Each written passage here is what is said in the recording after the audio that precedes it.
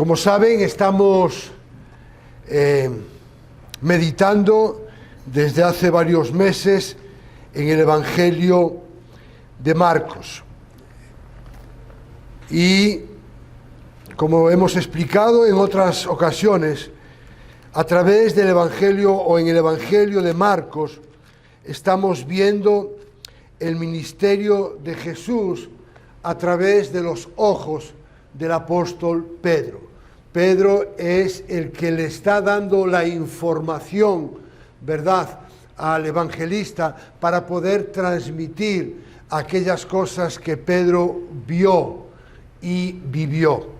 Así que antes de seguir adelante o de adentrarnos en el mensaje propiamente dicho, quisiera que brevemente pudiéramos hacer un repaso de lo que vimos la semana pasada. La semana pasada el pastor Félix hizo la exposición del mensaje en la porción de este Evangelio de Marcos que va desde el capítulo 8, verso 21, hasta el versículo 26 de este mismo capítulo 8. Y lo hizo bajo el título El Rey confronta la ceguera espiritual. Y vimos 4 secciones. Vimos la alimentación de los 4.000, versículos del 1 al 10. Vimos cuando los fariseos le piden señal del cielo, le piden milagros, versículos del 11 al 13. Vemos cómo los discípulos no entendían lo que estaba pasando, versículos del 14 al 21. Y por último vimos la sanidad del ciego de Betsaida, versículos del 22 al 26. Y el pastor Félix hizo varias consideraciones. Una de ellas fue que debemos revisar si, al igual que los discípulos, olvidamos con facilidad quién es Jesús. También nos dijo que dentro de la iglesia, hoy en día también hay personas que están desafiando a Jesús, pidiendo pruebas, pero también hay otros que están más interesados en lo físico y temporal que en lo espiritual y eterno. Y él concluyó con un principio diciéndonos que es imposible que podamos disfrutar de quién es Jesús hasta que conozcamos a Jesús. Y con una cita del pastor John Piper, que dijo: la salvación es la compra y provisión de vista para el ciego. Dios envió a Cristo al mundo a morir por nuestra ceguera espiritual, a pagar su castigo, a tomar para sí la ira que nosotros nos merecíamos y a proveer una justicia imputada a todo aquel que cree.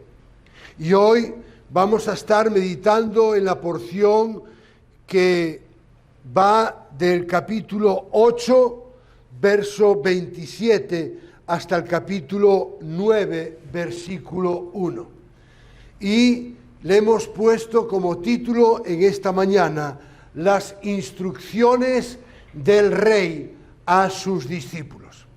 Las instrucciones del Rey a sus discípulos. Y vamos a ver 3 puntos diferentes. El primero, la instrucción del Rey en cuanto a su identidad. En segundo lugar, la instrucción del Rey en cuanto a su propósito. Y por último, la instrucción del Rey en cuanto a sus demandas. Así que le invito a que podamos ir juntos a esta porción para poder leerla, capítulo 8, verso 27, hasta el capítulo 9, versículo 1. Y dice así la palabra del Señor: Jesús salió con sus discípulos a las aldeas de Cesarea de Filipo, y en el camino preguntó a sus discípulos: ¿quién dicen los hombres que soy yo? Le respondieron: unos Juan el Bautista, y otros Elías, pero otros unos de los profetas. Él les preguntó de nuevo: ¿pero ustedes ¿quién dicen que soy yo? Tú eres el Cristo, le respondió Pedro. Y Jesús les advirtió severamente que no hablaran de él a nadie. Jesús comenzó a enseñarles que el Hijo del Hombre debía padecer muchas cosas y ser rechazado por los ancianos, los principales sacerdotes y los escribas, y ser muerto, y después de 3 días resucitar. Y les decía estas palabras claramente, subraye claramente, para que no tuviera ninguna duda. Entonces Pedro lo llevó aparte y comenzó a reprender a Jesús. Pero él, volviéndose y mirando a sus discípulos, reprendió a Pedro y le dijo: quítate de delante de mí, Satanás, porque no tienes en mente las cosas de Dios, sino las de los hombres. Llamando Jesús a la multitud y a sus discípulos les dijo: si alguien quiere venir conmigo, niéguese a sí mismo, tome su cruz y sígame. Porque el que quiera salvar su vida, la perderá, pero el que pierda su vida por causa de mí y del Evangelio, la salvará. ¿O qué le sirve a un hombre ganar al mundo entero y perder su alma?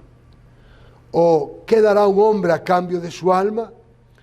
Porque cualquiera que se avergüence de mí y de mis palabras en esta generación adúltera y pecadora, el Hijo del Hombre también se avergonzará de él, cuando venga en la gloria de su Padre con los santos ángeles. Y Jesús les decía: en verdad les digo que hay algunos de los que están aquí que no probarán la muerte hasta que vean el reino de Dios después de que haya venido con poder. Vamos a orar. Padre amado, hemos adorado tu nombre. Te hemos exaltado, glorificado.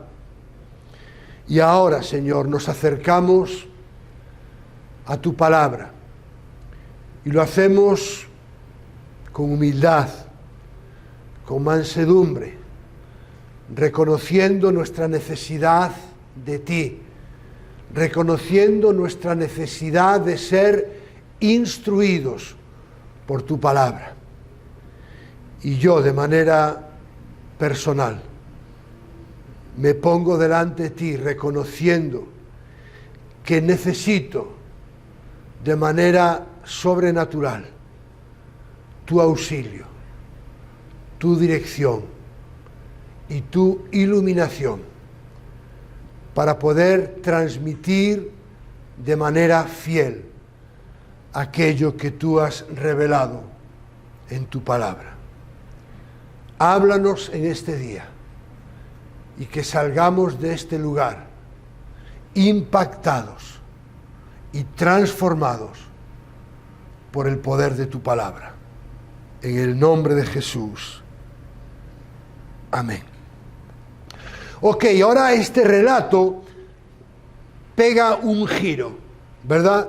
Jesús había estado con la multitud, les había estado instruyendo, los había alimentado, y ahora Jesús deja a la multitud y decide retirarse con sus discípulos para poder tener un tiempo de instrucción personal con ellos. Dice Marcos que Jesús salió con sus discípulos a las aldeas de Cesarea de Filipos, versículo 27, y es durante el camino, durante ese trayecto que va con ellos, en el cual Jesús comienza a darles diferentes instrucciones. Y lo primero que vamos a ver es la instrucción que Él da en cuanto a su propia identidad. Y empieza esta instrucción de Jesús, como buen rabino, con una pregunta. Y les dice, bueno, ¿quién dicen los hombres que soy? Es decir, ¿qué piensa la gente de mí? Ahora, no debemos malinterpretar esta pregunta de Jesús. Normalmente, si usted y yo hiciéramos esta pregunta y yo le preguntara a Félix, oye Félix, mira, ¿qué piensa la gente de la iglesia de mí? Probablemente lo haría porque estoy preocupado de que puedan tener una buena opinión de mí. Porque estoy preocupado que los demás puedan pensar algo mal acerca de mí. Pero mire, a Jesús no le importaba la opinión de los demás. ¿En el sentido de qué? De que Jesús no buscaba ni la alabanza, ni la aprobación, ni tampoco las opiniones de los demás iban a condicionar el ministerio de Jesús. ¿Tenemos claro? O sea, Jesús no estaba preocupado en absoluto. Sin embargo, era una pregunta necesaria. ¿Para qué? Para que sus propios discípulos, empezando ellos, pudieran aclarar un poquito sus ideas y sus pensamientos acerca de Jesús. Y al mismo tiempo también profundizar en sus convicciones y poder confirmar y fortalecer su fe. Y dice Marcos que le respondieron, bueno, unos dicen que eres Juan el Bautista, otros dicen que eres Elías, pero otros incluso que eres uno de los profetas.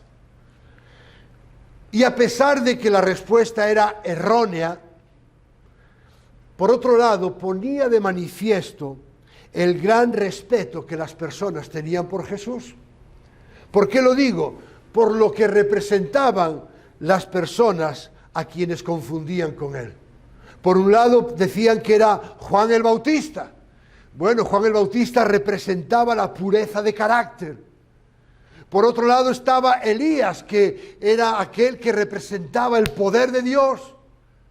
Pero también estaba el profeta, que representaban a aquellos que proclamaban la verdad de Dios. Eran buenas opiniones, pero a fin de cuentas incorrectas. Y lo mismo ocurre en nuestros días.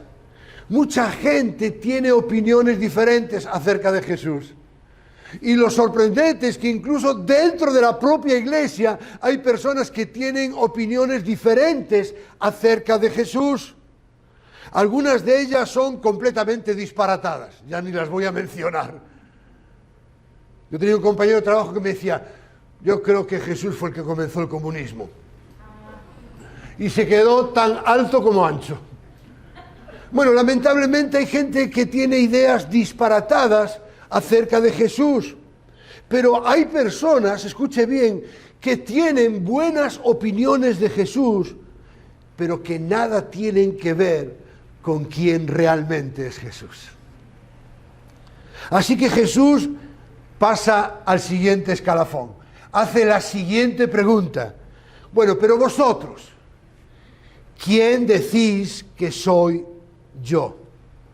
Y Pedro, no podía ser otro, el impulsivo, el impetuoso, el que se levanta como el portavoz de los demás, ¿verdad? Porque los demás estaban callados. ¿Por qué? Porque lo conocían. Seguramente va a hablar él. Y así fue.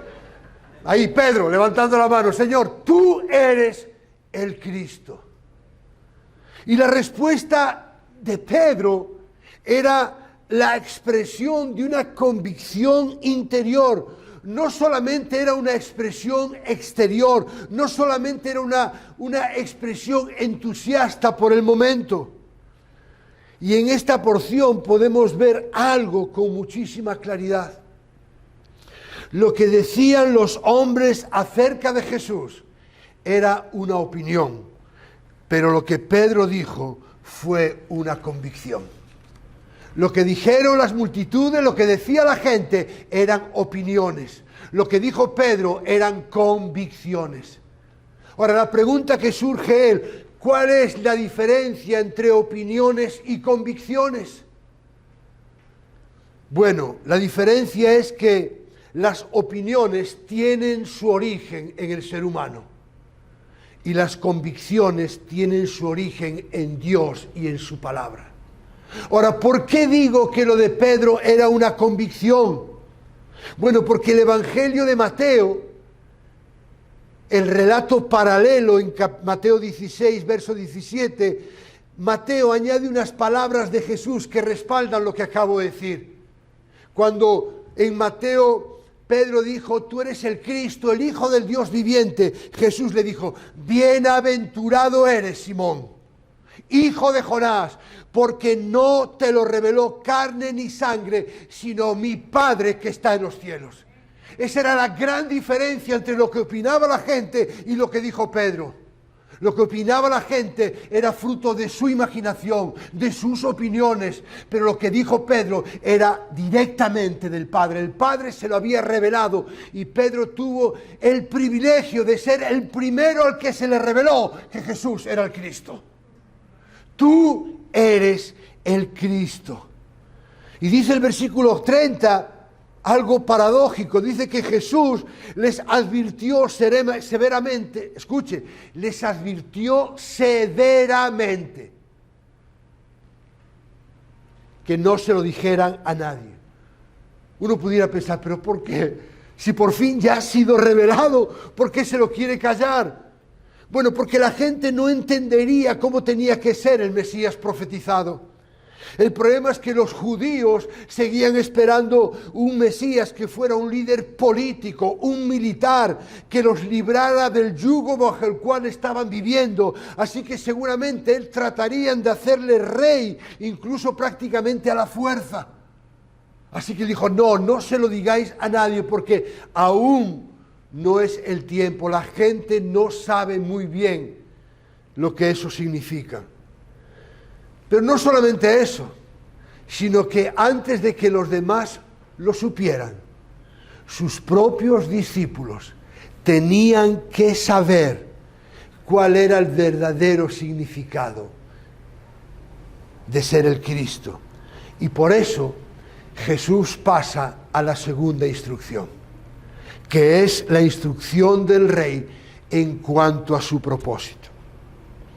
Ahora que los discípulos ya han identificado correctamente que Jesús es el Cristo, ahora Él tiene que volver a ellos y explicarles lo que implica ser el Cristo para su propia vida.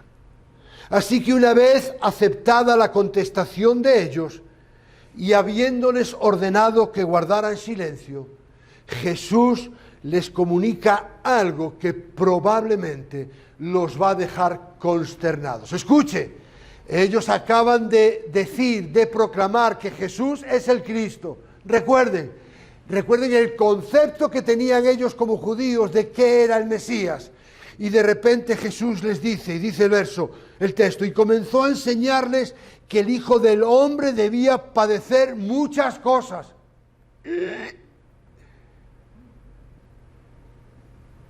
Y ser rechazado por los ancianos, los principales sacerdotes y los escribas, y ser muerto.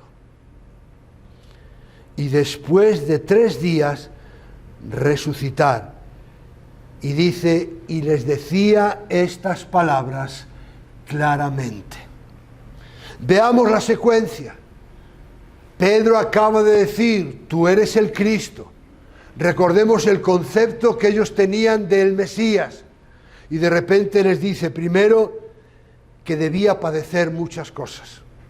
La Reina Valera del 60 dice que le era necesario, escuche bien, no había opción, le era necesario al Hijo del Hombre padecer mucho.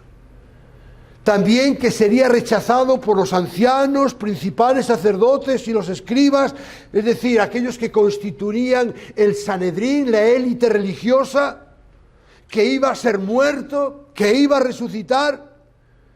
Y estoy absolutamente convencido de que estas palabras de Jesús les debieron sonar extrañas a los discípulos. Pero no puede ser. ¿Cómo es posible que Él sea el Cristo? ¿Cómo es que Él acepte que es el Mesías y al mismo tiempo nos esté diciendo lo que le va a ocurrir? Aquel que había sanado enfermos, aquel que había liberado endemoniados, aquel que había resucitado a la hija de Jairo, aquel que había alimentado a las multitudes, tenía que sufrir y tenía que morir. Ahora, ¿a qué se refería Jesús cuando dijo que le era necesario padecer mucho, morir y resucitar. Quiero leer una cita que tienen ahí de John Charles Riley, un obispo anglicano del siglo XIX, que dijo: su muerte y pasión eran necesarias con el fin de hacer expiación por el pecado del hombre. Sin derramar su sangre no podía haber remisión de pecados.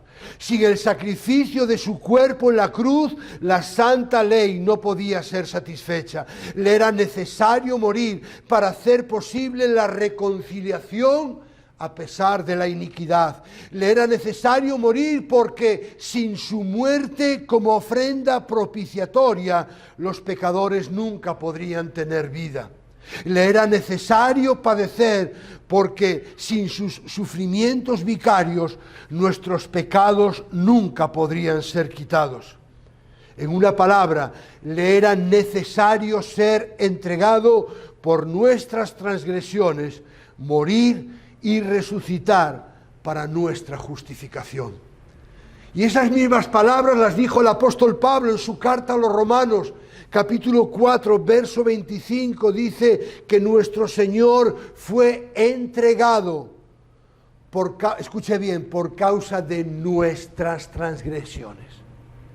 El Señor fue entregado por causa de sus transgresiones, por causa de mis transgresiones, y resucitado para nuestra justificación, para que el Padre pudiera declararnos justos, aun cuando no lo éramos. Cristo tuvo que morir por esas transgresiones. Y como no podía ser de otra manera, aparece nuevamente Pedro, el bocotas. Además un atrevido, ¿verdad? Porque no dice, bueno, mira, quería decirte algo. No, dice, entonces Pedro llevó aparte y comenzó a reprender a Jesús. Imagínense qué atrevido. Yo me imagino, pero tú estás loco, ¿pero qué estás diciendo? O sea, eres el Mesías, lo acabo de decir, y de repente nos dices que sí, y ahora me vienes con estas. No, chico, tú estás mal. Ahora, en cierto modo, estas palabras de Pedro, por un lado nos revelan, que le había sido revelado que él era el Mesías. El problema era que Jesús acababa de decirles, o acababa de compartirles una idea que era totalmente contraria al concepto que ellos tenían de Mesías. Ahora, pero no es menos cierto, porque es cierto que criticamos mucho a Pedro, pero lo que muestran las palabras de Pedro es una verdadera preocupación y amor por su maestro. Y ante las palabras de Pedro, dice Marcos que Jesús, volviéndose, escuche bien, es interesante porque Marcos dice, volviéndose, pero dice que fue mirando a todos los discípulos, para que no les quedara ninguna duda a ninguno de ellos. Volviéndose y mirando a sus discípulos, reprendió a Pedro y le dijo, quítate de delante de mí, Satanás, porque no tienes en mente las cosas de Dios, sino las de los hombres. Ahora, debemos entender bien estas palabras. Primero, no es que Pedro fuera Satanás, borre eso de su mente. Segundo, no es que Pedro estuviera poseído por Satanás, bórrelo de su mente. Lo que ocurrió fue que en las palabras bien intencionadas de Pedro, Jesús reconoció la voz de Satanás. En las palabras bien intencionadas de Pedro, Jesús reconoció la voz de Satanás, en el sentido de que las palabras de Pedro, influenciado por Satanás, lo que intentaban era desviarlo del propósito divino que pasaba por la cruz. En definitiva, esas palabras dulces y de aparente preocupación intentaban persuadirlo para evitar el sufrimiento y que a fin de cuentas escogiera el camino más fácil. Y nosotros a veces somos tentados de la misma manera, coger el camino más fácil. Me encantó esta cita de A. Elwood Sanner: el tentador no puede atacarnos de manera más terrible que cuando nos golpea con la voz de los que amamos y que piensan que solo procuran nuestro bien.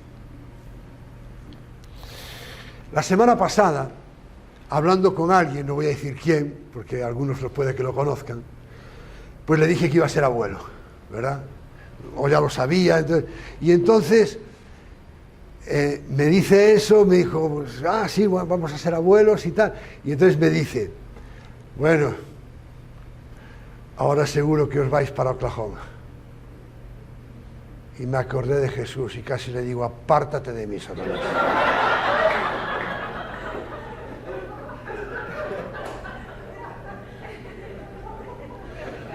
Ahora, lo que me estaba diciendo era bueno, claro que era bueno.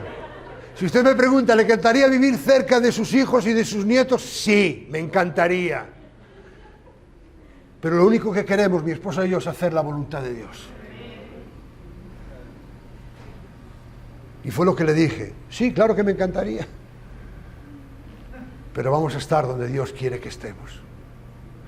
Y muchas veces nos van a calentar la orejita. Gente que nos ama, gente que nos quiere. Hombre, no le digamos en voz alta, apártate de mí, Satanás. No sería bonito.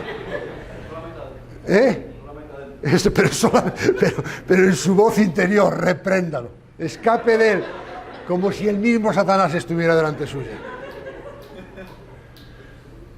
Porque es interesante, porque recuerde que el propósito de Satanás era desviar a Jesús de la voluntad del Padre, que era morir en aquella cruz por nuestros pecados.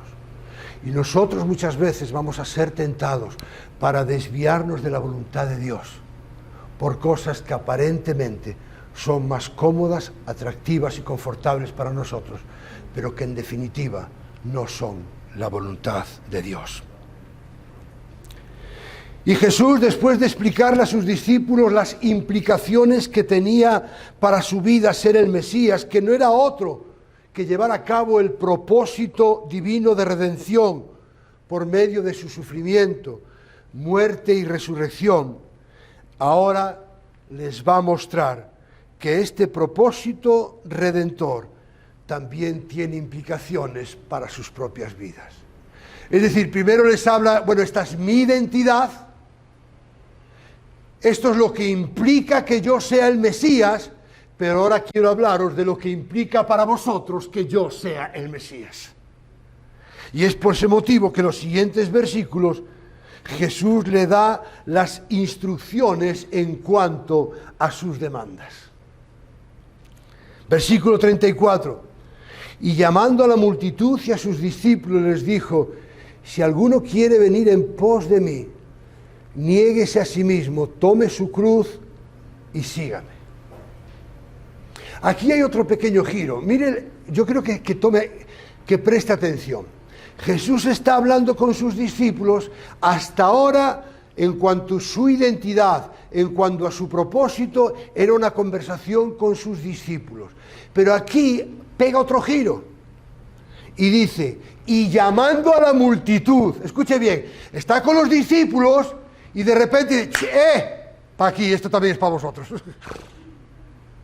Porque cuando hablamos del discipulado y de seguir a Jesús, la gente piensa que eso está para pastores, misioneros, evangelistas. No, Jesús dijo, aquí, esto que voy a decir es para todos. No es para la élite, no es para mis discípulos. Esto que voy a decir es para todos. Así que en ese todos está incluido usted y estoy incluido yo. Y Jesús llamando a la multitud y les da una triple instrucción. Es decir, si alguno quiere, dice la Reina Valera 60, si alguno quiere venir en pos de mí, es decir, si alguno quiere venir conmigo, si alguno quiere ser mi seguidor, si alguno quiere ser catalogado como mi discípulo, eso no es yendo a la iglesia. Y les dice, primero, hay que negarse a sí mismo. Y eso no es cometer suicidio intelectual. Eso no es dejar de pensar, de razonar o tener nuestro propio criterio. No. Cuando la Biblia, cuando Jesús habla de negarse a sí mismo, implica someter todo aspecto de nuestra vida a la voluntad de Dios.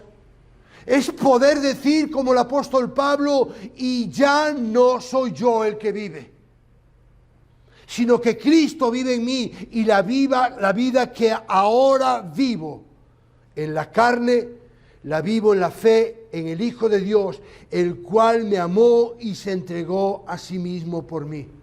Parafraseando, es como si Pablo estuviera diciendo, bueno, lo menos, escuche bien, lo menos que puedo hacer por aquel que sufrió, por aquel que murió por mí, lo menos que puedo hacer es permitir que Él sea el que tome el control de mi vida. Es lo menos que puedo hacer. Es lo menos que puedo hacer. Hágase tu voluntad. Señor, si es posible, pase de mí esta copa, dijo Jesús, pero no sea como yo quiero, hágase tu voluntad. Y la pregunta es, ¿estamos dispuestos a eso? Porque a todos nos encanta el título de discípulos de Cristo. Nos encanta. Y vamos con camisetas y versículos y ponemos el pececito en el coche. Eso está muy bien. Pero eso no es ser un discípulo de Cristo. Es estar dispuestos a negarnos a nosotros mismos. Es estar dispuestos a estar en una encrucijada y decir, Señor, yo reconozco que me encantaría hacer esto, que yo haría esto, pero Señor, hágase tu voluntad. Porque es lo mejor que nos puede ocurrir, porque la voluntad de Dios es buena, es agradable y es perfecta. Pero miren lo que dice Pablo a los Romanos, no os conforméis a este siglo. Es decir, no permitáis que el mundo en el que vivís sea vuestro molde. No os conforméis a este siglo, sino transformaos por medio de la renovación de vuestro entendimiento, para que comprobéis así cuál sea la buena voluntad de Dios, agradable y perfecta. Necesitamos renovar nuestra mente cada día. Tome su cruz. Lucas añade un detalle, tome su cruz cada día. No, es cada día. Ahora, tomar la cruz es algo voluntario, pero implica poner la voluntad de Dios por encima de la nuestra, aunque ello traiga consigo el sufrimiento, la muerte misma. Qué fácil es ser cristianos en Puerto Rico. Qué fácil es ser cristiano en Estados Unidos. Qué fácil es ser cristiano en tantos y tantos lugares. La pregunta es, ¿seríamos igual de alegres y gozosos si nuestras vidas o las de nuestras familias estuvieran en juego? Y síganme. Seguirle toda la vida en obediencia. Nunca olvidaré el día que yo acepté el llamado de Dios. Muy recién convertido, yo supe que Dios me llamaba. Aunque las circunstancias me decían todo lo contrario. Y yo recuerdo claramente lo que oré ese día. Y mi oración fue, Señor, estoy dispuesto a ir a donde tú me mandes. Estoy dispuesto a seguirte allí donde tú me pidas. Tampoco me hubiese imaginado lo que pasó después.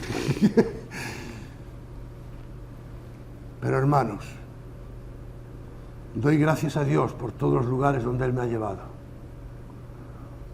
porque estoy absolutamente convencido que era la voluntad de Dios. Y he de reconocer que en algunos momentos fue fácil obedecer. He de reconocer que en algunos fue tremendamente difícil. Pero no cambio eso por nada. Pero tenemos que estar dispuestos. Y a veces pensamos que obedecer y seguir al Señor solo lo hacen los pastores, los misioneros. A lo mejor, mira, para seguir a Jesús tú tienes que dejar algo. Y muchas veces queremos seguir a Jesús, pero seguir aferrados a aquello que tenemos. A veces al dinero, a la posición, a una relación, a unas amistades. Pero estoy absolutamente convencido que cada uno de los que estamos aquí algo tenemos que dejar en algún momento. Si en los años que usted lleva creyente no ha dejado nada, plantéese si usted es creyente. Porque Jesús lo dijo: si alguno viene en pos de mí, va a tener que negarse a sí mismo, va a tener que tomar su cruz y va a tener que seguirle. Esos son los requisitos que Jesús ha puesto.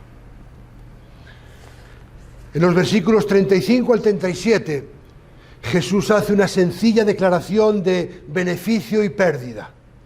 Es decir, salvando sus vidas, evitando el sufrimiento y aferrándose a este mundo, viviendo para los intereses, placeres y ambiciones propias, tendrá como resultado perder la vida eterna.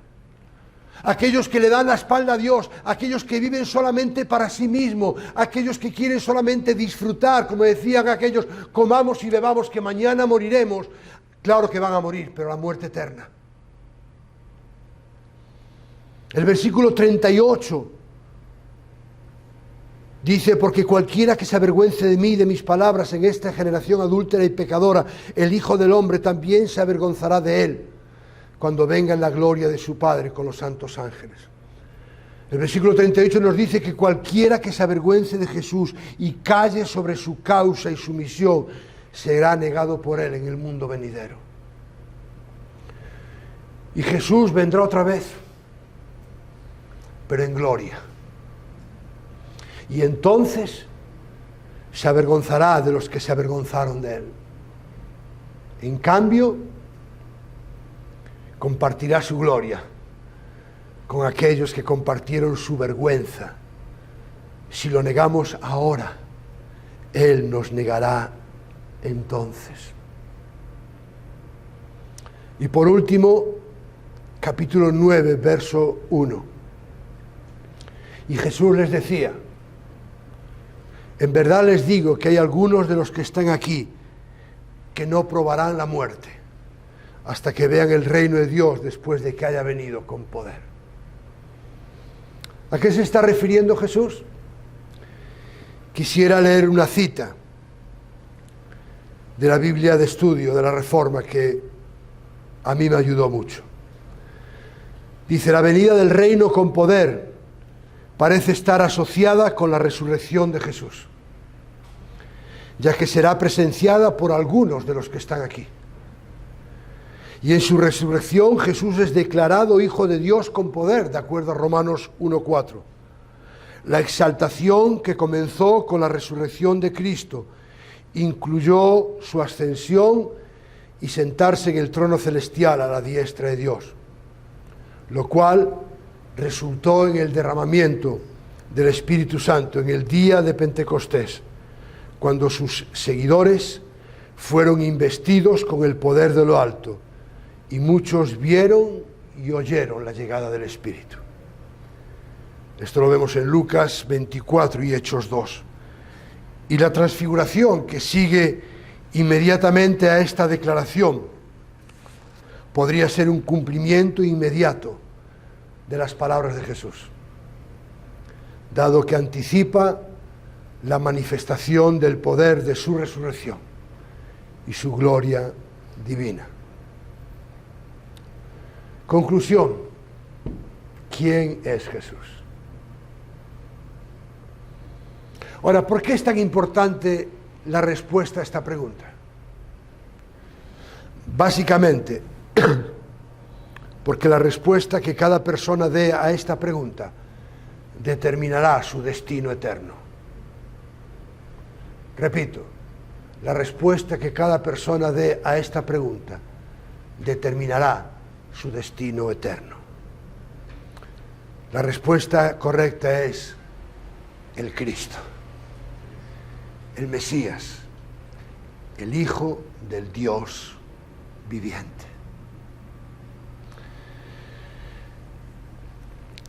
Ahora, ¿cómo aplica esto a cada uno de nosotros? En primer lugar, si usted es creyente, si somos creyentes, con toda seguridad sabemos que Jesús es el Cristo, el Hijo del Dios viviente, que murió por nuestras transgresiones y que resucitó para nuestra justificación. Así que si usted es creyente, tiene claro que Jesús es el Cristo. Ahora surge la siguiente pregunta. ¿Estamos dispuestos a negarnos a nosotros mismos?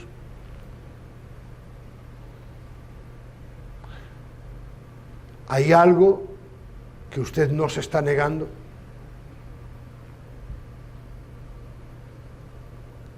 ¿Estamos dispuestos a tomar nuestra cruz? Y la cruz a veces no tiene por qué ser la muerte. Puede ser la burla, el oprobio. Probablemente la persona que más me ha insultado por ser creyente fue mi padre. Uno tiene que estar dispuesto a sufrir eso. Porque a veces queremos quedar bien con el mundo y quedar bien con Dios. Y le garantizo que la luz y las tinieblas son incompatibles. Así que si usted solamente quiere agradar al mundo, le garantizo que acabará desagradando a Dios. ¿Estamos dispuestos a seguirle a donde Él nos guíe? ¿Estamos dispuestos a seguirle dejando aquellas cosas que Él nos pide que dejemos? Sería bueno que en esta semana pudiéramos reflexionar sobre esa pregunta. Pero a lo mejor usted que está aquí, o alguien que nos pueda escuchar por las redes sociales, no es creyente. Así que le hago la misma pregunta. ¿Quién es Jesús? Porque a lo mejor usted puede tener una buena opinión de Jesús, incluso generosa hacia su persona, pero aún así la respuesta puede ser incorrecta. Recuerde, si usted no es creyente, la respuesta que dé a esta pregunta determinará su destino eterno. Pero quiero decirle algo, no es solamente una respuesta intelectual, porque estoy convencido que muchas personas dirían que Jesús es el Cristo y se van a ir derechitos al infierno. Recuerde, Señor, en tu nombre, Jesús dijo, en aquel día vendrán muchos y me dirán, en tu nombre, hemos hecho esto, apartaos de mí, nunca os conocí. Así que no es una creencia intelectual de que Jesús es el Cristo. Recuerde que Jesús dijo que le era necesario sufrir, morir y resucitar al tercer día. ¿Por qué? Por causa de nuestro pecado. Ese es el gran problema, nuestro pecado. Así que si alguien dice que Jesús es el Cristo, puede haber dos opciones. O porque lo ha escuchado, o porque ha crecido con esa idea, entonces no le valdrá de nada. O porque se ha arrepentido de sus pecados y ha creído que Jesús es el precio que Dios pagó por sus transgresiones. Y escuche, no hay plan B. No había plan B para Jesús y no lo hay para usted. Si Jesús murió por sus pecados, Él era el único plan. El único plan en respuesta a ese sacrificio es el arrepentimiento y la fe. Recuerde las primeras palabras registradas de Jesús en el Evangelio de Marcos. Las primeras. El tiempo se ha cumplido. El reino de los cielos se ha acercado. Arrepentíos y creed en el Evangelio. Así que si usted es creyente, se está negando, está tomando su cruz y está dispuesto a seguirle. Y si usted no es creyente, se ha arrepentido de sus pecados y creído en Jesús, oro al Señor para que si hay alguien que no es creyente en este lugar, pueda ser convencido por el Espíritu Santo, arrepentirse de sus pecados y creer en Jesús como su Señor y como su Salvador. Vamos a orar. Padre amado, te damos gracias. Gracias por tu palabra. Señor, gracias porque de la misma manera que lo hiciste hace 2000 años, también en esta mañana hemos sido instruidos en cuanto a quién tú eres. Hemos sido instruidos en cuanto a tu propósito redentor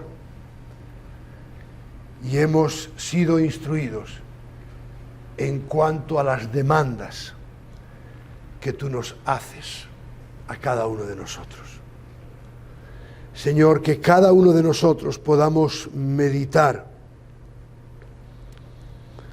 en este mensaje, que podamos ser honestos en aquellas preguntas que tenemos que responder, que seamos humildes para confesar nuestros pecados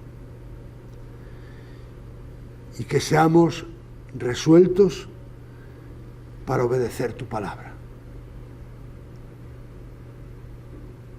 Gracias por tu palabra. Bendito y alabado seas, en el nombre precioso de Jesús. Amén.